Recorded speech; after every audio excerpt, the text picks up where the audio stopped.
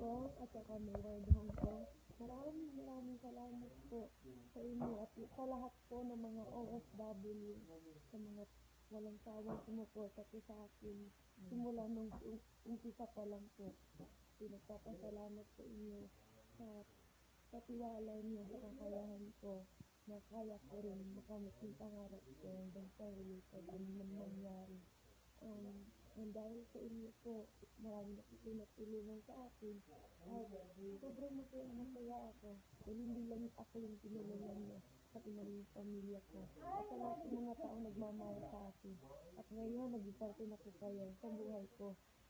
Sana po magpatuloy po kayo na magsuporta sa akin at sa kadarating ng araw po ay magkikita-kita po tayong lahat. Sana nga kasi sobrang nakakatagal sa puso ang mga tulong na binigay niyo sa akin. Mahal na mahal ko na po kayo. I love you po. Bye-bye.